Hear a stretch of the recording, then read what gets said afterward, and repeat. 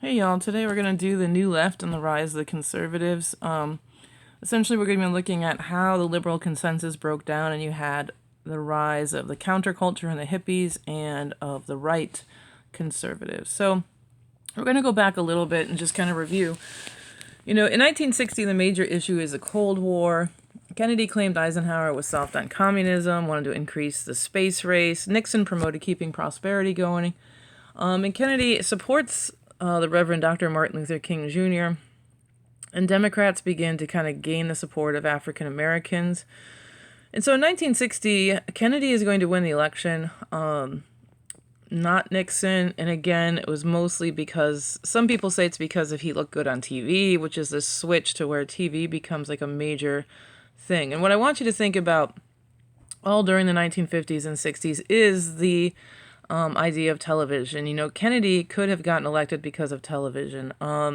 Civil rights becomes a national issue because of television. And we're going to even look at like the Vietnam War. So media can be a common theme here. Kennedy is going to be assassinated in 1963. And LBJ is going to be taking over afterwards. Meanwhile, what's starting to happen on the left, on the rise, is Students for a Democratic Society, which goes further than the liberal consensus. So these are young folks who want to, do more. This is the statement of SDS, the Students for a Democratic Society, and this is in 1962. So it's well before, Kennedy is assassinated. It's before LBJ takes in, but you can start to see the rise of this kind of more radical left. And in this, they kind of talk about the things that are going to be radicalizing them. And, these are upper class white students who are saying, we are people of this generation, bred in the least modest comfort, housed now in universities, looking uncomfortably to the world we inherit, right? So this generation, they're talking about like they are the baby boomers. These are the kids who were born after World War II. They're raised in these, suburban homes with, fathers who have college education. And they were given kind of almost all of the privileges that no one had had before. And what they're saying is, we are comfortable, but now we are uncomfortable with the world we inherit. When we were kids in the United States, it was the wealthiest and strongest country in the world. The only one was the atom bomb, and at least the least scarred by modern war, an initiator of the United Nations that we thought would distribute Western influence throughout the world. Freedom and equality for each individual government and by and of for the people. These American values we found good, principles by which we could live as men.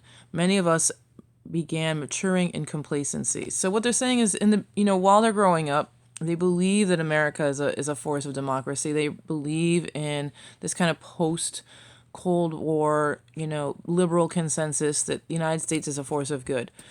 As we grow, however, our comfort was penetrated by events too troubling to dismiss. First, the permeating and victimizing fact of human degradation, symbolized by the Southern struggle against racial bigotry, compelled most of us from silence to activism. So they're saying they're radicalized by seeing the civil rights movement.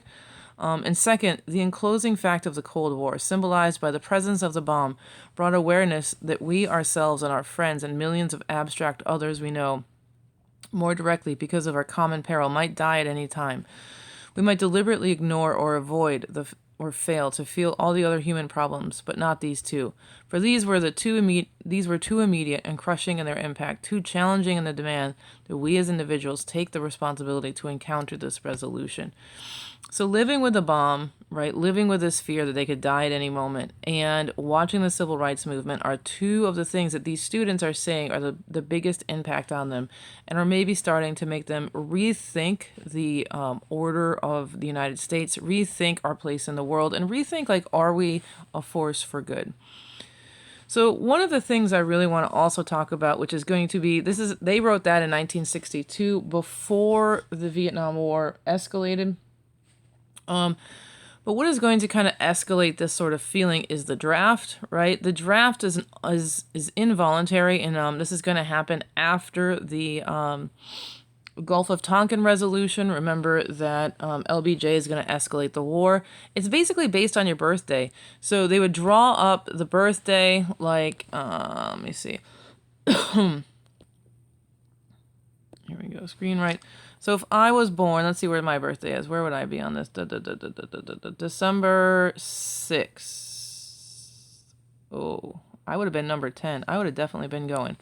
So my birthday is December 6th. So if I was born on December 6th, I would be number 10, meaning anyone born on December 6th, your number is coming up on number 10. I definitely would have been drafted. So kind of knowing ahead of time that I'm going to be drafted. What are you going to do? Well, there's a couple of things you could do to not be drafted. And what you could do to not be drafted was you could go to college. So many more kids could go to college. Now, only the affluent could afford to go to college. So this was one way that rich people avoided going to war. You could get a college deferment. So college numbers are going to go up. The other thing is medical waivers. And this is something we see with, like, I know people are claiming like Donald Trump had bone spurs, even though he was on like a lot of teams and was athletic in college. But now when the draft comes up, he gets a doctor to sign off a note and say, oh, you have bone spurs. And so a lot of people would basically have rich doctor friends, or they would pay people off to claim that they had this. And so the rich often could avoid the war through college or medical waivers. And those who are going to war face a lot of trauma. They are fighting in this guerrilla war. It is not clear who is the good guys and the bad guys. There is all these acts of, terror. African Americans also are, I'm trying to say, they are overrepresented in the draft, I guess, is one way to say it. But there are many more African Americans who end up in the draft because of these ways of avoidance. And so they are fighting in another nation.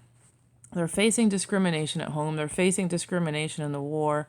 And they're, they don't feel like this is a fight that they should be doing. So the draft is really radicalizing things. But the other thing that's going to start radicalizing things is in 1968. Again, I said, remember 1968, you have MLK is assassinated.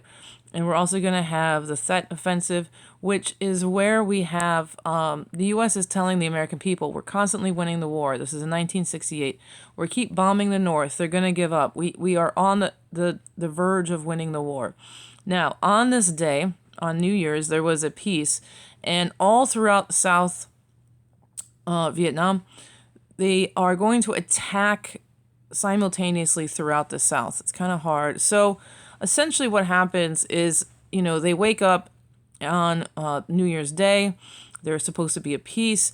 And all throughout the South, where it's supposed to be secure, they are able to attack. They actually attack the embassy. They attack all these different places.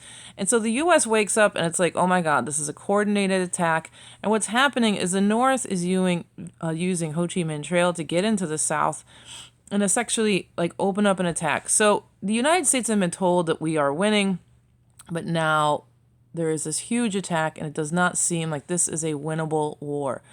I had you guys analyze this media coverage. I think it's, important to see how people are watching this on television.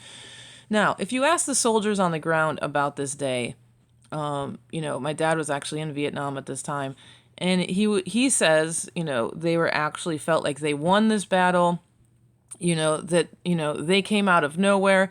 But to him also, this was a day where he had been fighting what he would call ghosts the whole time. And then all of a sudden, people show themselves and, the Marines, they're going to win. They feel like they pushed back this attack.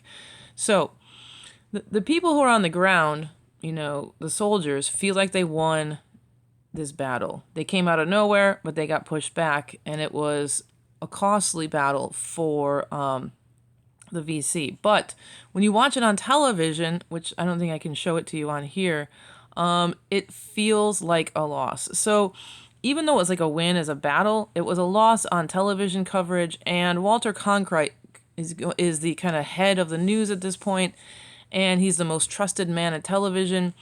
And LBJ famously says that if I've lost Walter Cronkite, I've lost the war. So this television coverage is really significant, and people are watching this at the time. Kids are screaming, "Hey, hey, LBJ, how many kids have you killed today?" Outside his window. And this is the same guy who passed, all of these other things. So he passes, LBJ passes Medicaid, Medicare. He passes Housing and Urban Development. He passes the Civil Rights Act of 1964. He passes the Voting Rights Act of 1965. He passes the food stamps. He does other things like, he does a lot.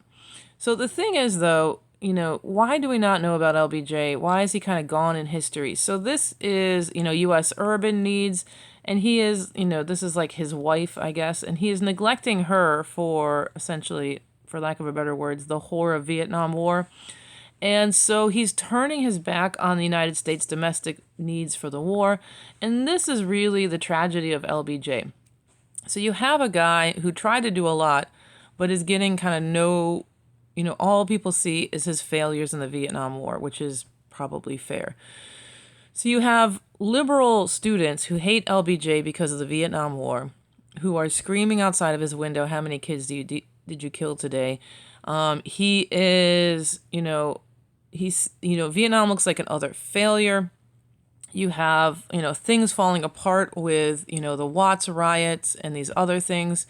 And so LBJ decides he is not going to run again for president. He decides that he is going to be done. So again, you have 1968 assassination of MLK, the Set Offensive, the My Lai massacres in 1968, which is another example of, atrocities. 500 people are slaughtered, many young girls and women. This just becomes like emblematic of, basically calling troops child killers. LBJ does not run for president. And then the Democrats have a leading contender, which is Bobby Kennedy.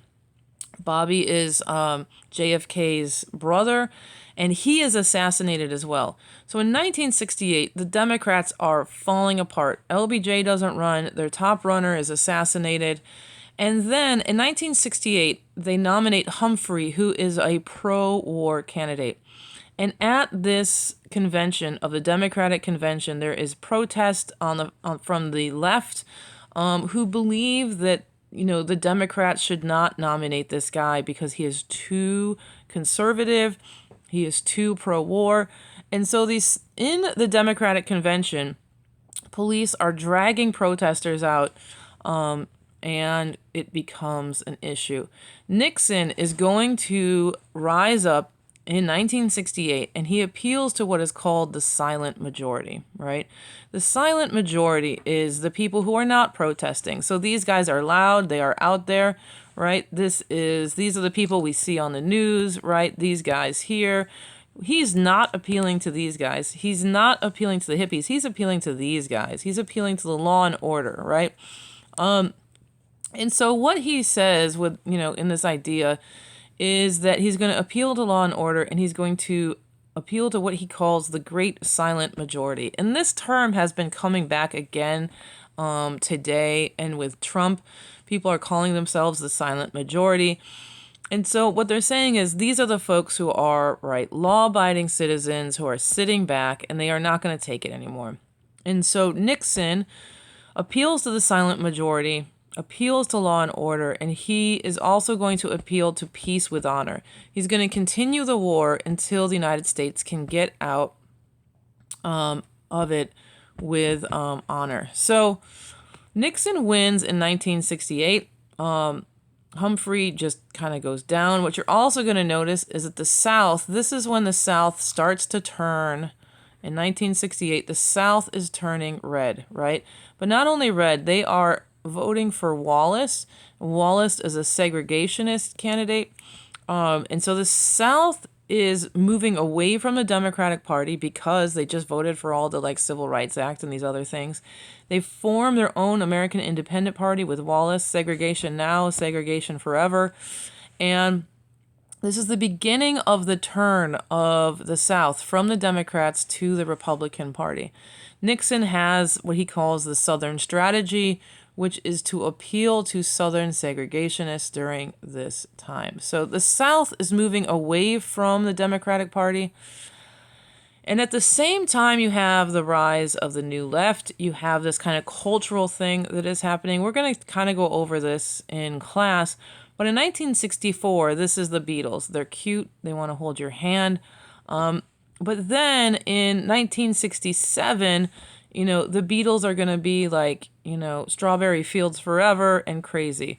What's happening is that there is a counterculture emerging. And to talk about counterculture, we're going to talk about traditional culture, and then we're going to look at counterculture. So, traditional culture is like the nuclear family, traditional gender roles, no sex outside of marriage, separate spheres, women are in the home. This is heavily, heavily, heavily promoted in media in the 1950s and the 1960s with like Leave It to Beaver. It is capitalist, it is anti-communist. And not just that, it's also like consumer culture, right? We are going to have the American dream of owning a car and the white picket fences and all this other stuff. It is Christian. In the 1950s is when we actually put under God on the coins. And people are strongly identifying as Christian because they want to counter the godless communists.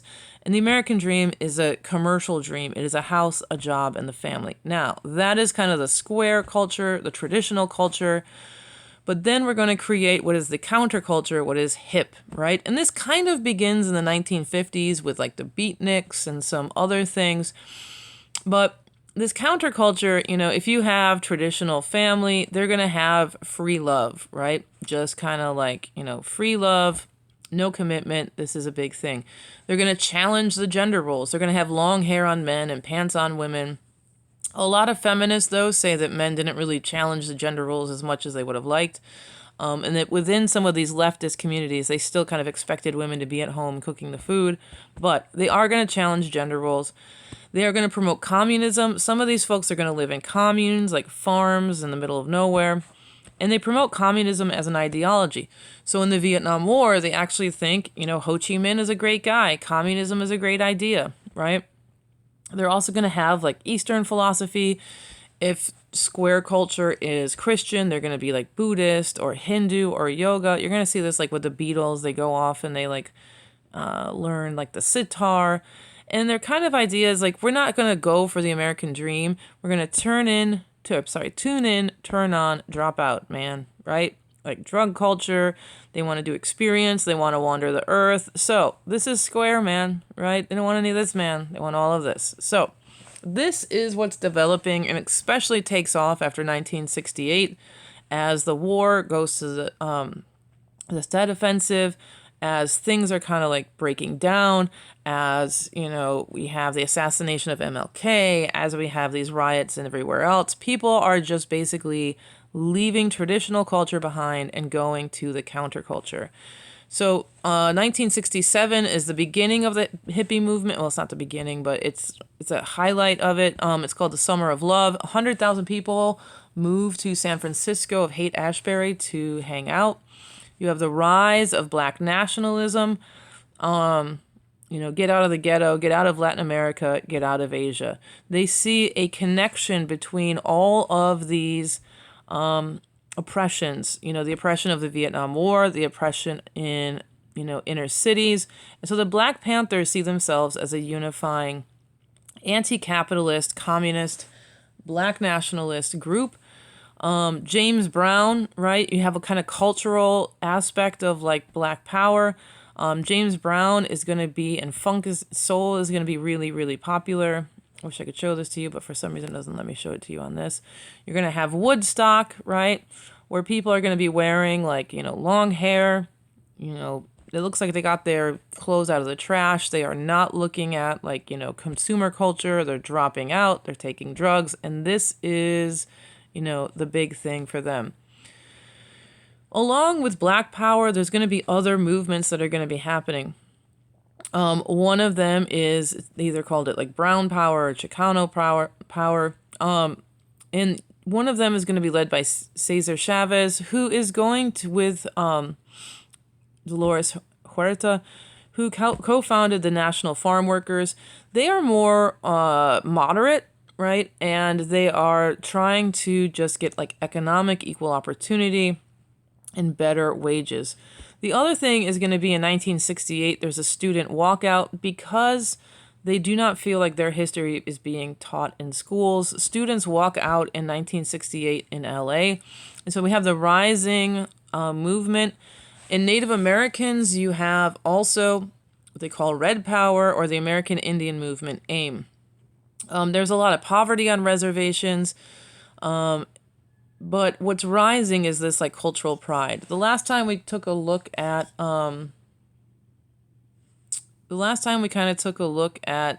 Native Americans, we talked about Wounded Knee.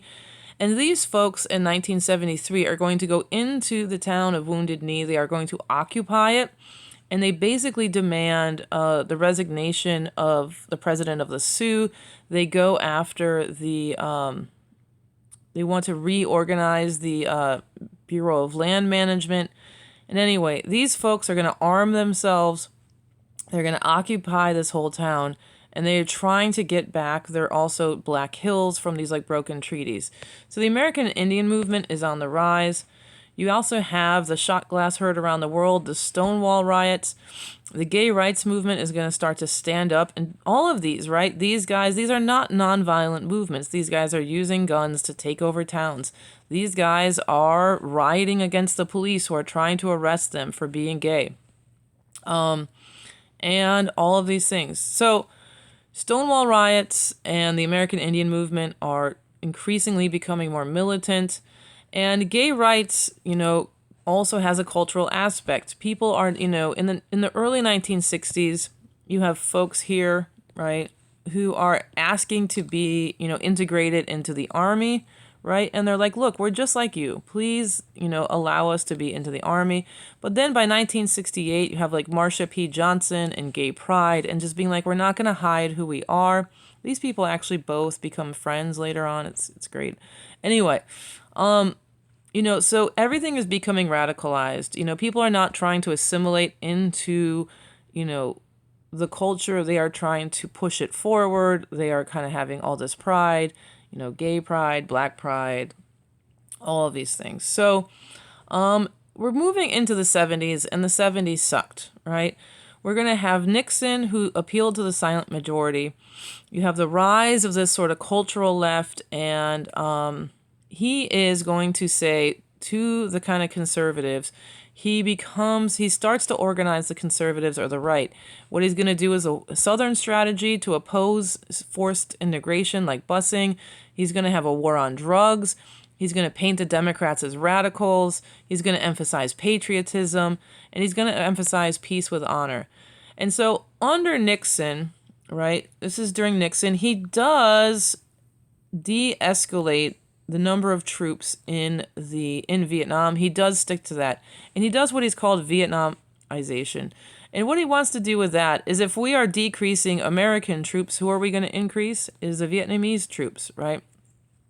But what he's also going to do is escalate bombing. So he is lowering the number of American troops, and he is escalating the bombing.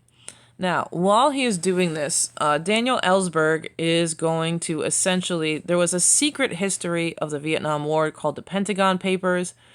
Ellsberg is going to leak this secret history to the New York Times. And so in these Pentagon Papers, the secret history of the U.S. involvement in the war, it goes way back. It goes way back to the stuff we talked about before, where Diem was, being supported in 1963. In October, the U.S. cut off aid to Diem and basically gave the green light to the generals to, execute him in a coup. And so then it came to a bloody end. So he exposes that the U.S. was involved in the assassination. He exposes that the Gulf of Tonkin was essentially, not a real thing that needed to be escalated. And so the United States was already against the war, and this is just going to prove that all of these things were a lie, and it increases anti-war sentiment. It also leads to the War Powers Act, which decreases the power of the president to go to war. This goes all the way to the Supreme Court, and in New York v. Nixon, Nixon claims that the New York Times should not have published these, classified documents, but the Supreme Court says that it can. So Under New York Times v. Nixon, New York can publish, right, these secret documents. But what this does is it starts to make Nixon distrusting of what he calls, what are leaks, right? And he wants to try to keep things under wraps. So he is going to basically hire these guys he calls the plumbers. These are people that he trusts to do his dirty work. And the first job that these guys are going to do is to try to expose Daniel Ellsberg as being crazy. These guys actually burglarized Daniel Ellsberg's psychiatrist office to discredit him. Anyway, so he starts to get these plumbers to fix these leaks, and they are breaking into Daniel Ellsberg's office to make him seem like he's crazy. It doesn't really work. But anyway, at the same time all of this is happening, people find out that Nixon is also bombing Cambodia. So Cambodia is a whole other country. Nixon said he was going to de-escalate the war, but now we're escalating it into a whole other country. Students are going to start to protest against the secret bombing, and this is going to lead to Kent State, where 4 students are shot in Ohio. Finally, Nixon is going to end the war. So he signs the Paris Peace Accords in 1973, which basically says the U.S. will remove all troops from South Vietnam. North Vietnam promised to take no action against the South, but they're going to hold free election to determine the fate of the country. And the U.S. would come back if the North attacked the South, but all U.S. troops leave South Vietnam in 1973. So essentially, we leave them to their own devices, and we do not keep up. Saigon is going to fall in 1975. So 2 years after Nixon, well, wait, let me get to that later. So while Nixon is de-escalating the Vietnam War, he's also trying to de-escalate, I'll go back. I'm sorry. In 1975, after Nixon leaves office, Vietnam is going to fall to the entire nation. Nixon was caught up in Watergate. He did not support Vietnam like he should have. These folks who had supported us throughout the war in the South, we left them. And basically what they had to do was try to make it out to our ships, which were out in the sea. So these are like the boat people. They had to try to make it to U.S. ships so that they would go on. This is the last helicopter leaving the U.S. Embassy. We do nothing to support the South after the peace. And when the North attacks, we leave them to basically fall. And there is a mass migration to the United States. So he's trying to make peace with honor, which does not work out. But the other thing he's also doing is called détente. Détente is a de-escalation of the Cold War. Nixon was a Cold Warrior, but over time, because of the Vietnam War, because of these other things, he no longer sees it as good versus bad. He wants to treat these Soviet nations like we treat any other nations. Open up trade, try to be realistic. His most famous one is his visit to China, where he wants to get China to side with the U.S. more and Russia less. We do ping-pong diplomacy, where we send athletes over, and the kind of phrase was, let the little ball move the big ball. Nixon visits China, we send in athletes, and, we're trying to open up relations, especially with China. We also do open up better relations under détente with the Soviet Union. After the Cuban Missile Crisis, it usually is called the red phone, a communication with the Soviet Union, but really it was a big telex machine. We are going to start decreasing nuclear arms. We are going to start negotiating, and these are called SALT, Strategic Arm Limitation Treaties. So with the Soviet Union, we are de-escalating by reducing the amount of arms, by opening up communication. And with China, we are visiting, we are doing diplomacy. So we are opening things up. What really is the downfall of Nixon, though, is Watergate. And it's also the beginning of this, the bad 70s. So, this Watergate bacon, if we go back to our plumbers who tried to get some dirt on Daniel Ellsberg, he takes these same plumbers and they break into the Watergate Hotel, which was the Democratic headquarters. So Woodward and Bernstein find out about these 5 dudes who have broken into the Democratic headquarters, And they're basically, their thing is like, what were these guys doing and who paid them? And so there is a famous source which is trying to give them information called Deep Throat, which was based on a pornographic movie at the time. And Deep Throat is a source, and he tells them, like, follow the money, here are some, like, tips.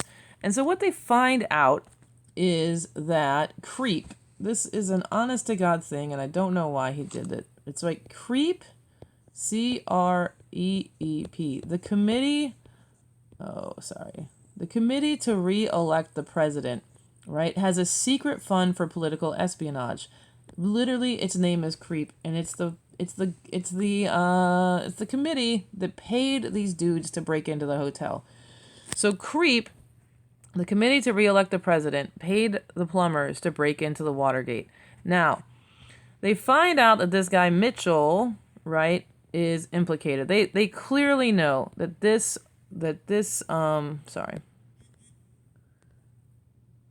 They clearly know that this guy is in on it. Mitchell knows about it, right? Mitchell goes to prison for his role.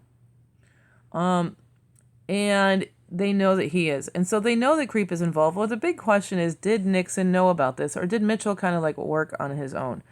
Anyway, 1972, there was no reason why he had to break into the Democratic headquarters. He wins hands down.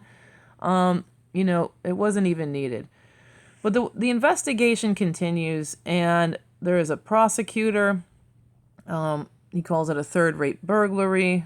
And anyway, Dean is a guy who delivers testimony, and what he says is that there are Oval Office tapes. So, as they are investigating, they're like, "Hey, did Nixon know that, Creep was paying these guys off?" And then this guy says, "Oh, hey, you know what you should do? You should check the tapes, because there was a meeting between Mitchell and the president the day after the break-in." And so people are like, "Hey, Nixon, what did you say?" And then he's like, "Oh, I don't know." And then Dean is like, "Check the tapes."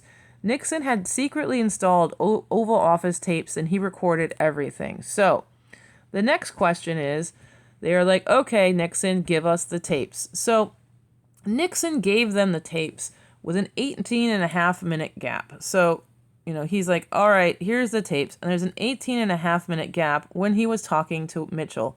He tries to blame his secretary, like, "Oh, I don't know. She must have just, messed it up somehow." Anyway, this goes all the way to the Supreme Court, where they basically say he has to, I guess I'm messing this up. It goes to the Supreme Court. They say he has to hand over the tape. There's 18 minutes missing. And then later he realizes he has to release it, and they release the smoking gun tapes. The smoking gun tapes are basically him saying we need to get the FBI involved on this. He's going to fire a bunch of people that he thought maybe could implicate him. We don't have to worry about that too much. But anyway, when the smoking gun tape becomes public, the Republicans themselves go to Nixon, and they're like, "Listen, Nixon, this is really bad. We think you need to resign before you are removed." And so Nixon is going to resign. So after Nixon resigns, Ford is going to give him a full pardon.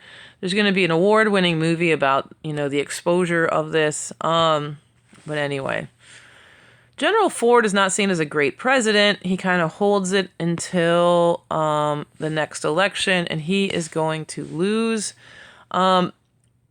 In 1976, Carter is going to run for president. He is a peanut farmer. He is an outsider. He is seen as somebody you can trust. He literally, this is his pin. It will haunt you at night. And it's "the grin will win." I think the craziest part about this is people want to, vote for a peanut, and it doesn't even have eyeballs. Like, maybe if it had eyes, it would be better, right? People will vote for a peanut with no eyeballs and a grin over anything else, because what they want is an outsider. They want someone who is not involved in politics. So Carter is from the South. He's going to win, and he really sees himself as representing the people. He's a citizen. He's seen as like down to earth. He wore casual clothes. He was a governor and peanut farmer. And so people see him as somebody they can relate to, as an outsider, someone who's outside of like Vietnam and like Watergate. People do not trust the government. And when he comes into office, the fact that he is an outsider actually hurts him because he doesn't have a lot of connection. So he has few connections. He doesn't get a lot of bills passed. He granted amnesty to all those who evaded draft during war because he wanted to move on by the division by it, but that's also unpopular. And they say it's the most disgraceful thing a president has done because now these draft dodgers are allowed to come back. There is a lot of things that are outside of Jimmy Carter's. One, he's not experienced, but the other thing is that the 70s just suck. You have the rise of inflation. You have the rise of other corporations competing with America.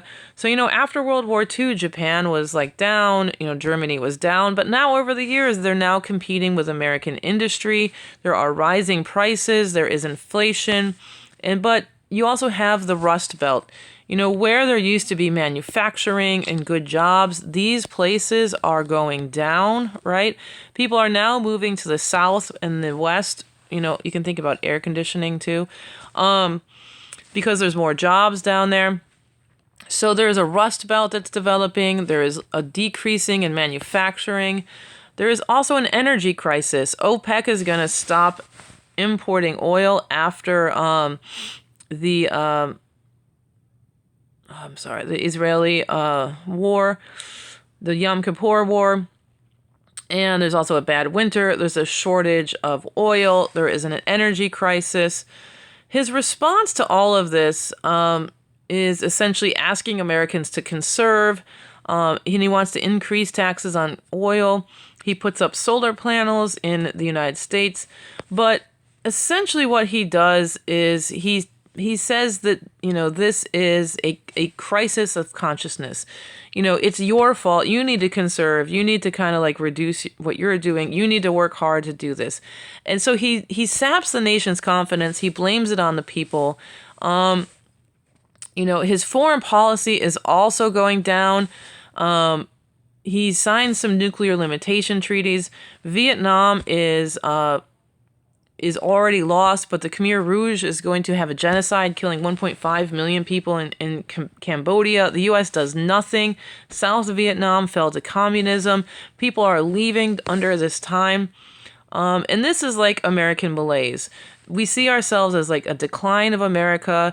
You have OPEC and the oil embargo. You have stagflation, which is a bad economy. You have deindustrialization. And to top it all off, in 1979, you have the Iranian hostage crisis where the Shah of Iran is going to occupy the embassy for over a year, and there is failed rescue efforts. So as it looks like, Carter is just a failure, you also have the rise of women's rights, who are becoming more radical. Betty Friedan and the National Organization for Women were asking for equal opportunity. You have Planned Parenthood. And things are going to become controversial after Roe v. Wade, when women are going to be guaranteed the constitutional right to privacy. And you also have the women's rights movement moving towards liberation, which means they want to radically challenge the patriarchy. They're called bra burners. They're looking to do all these things. And so these two things, come together to help with the rise of conservatives. Phyllis Schlafly is an example of one of these people who's going to be a conservative who is very successful.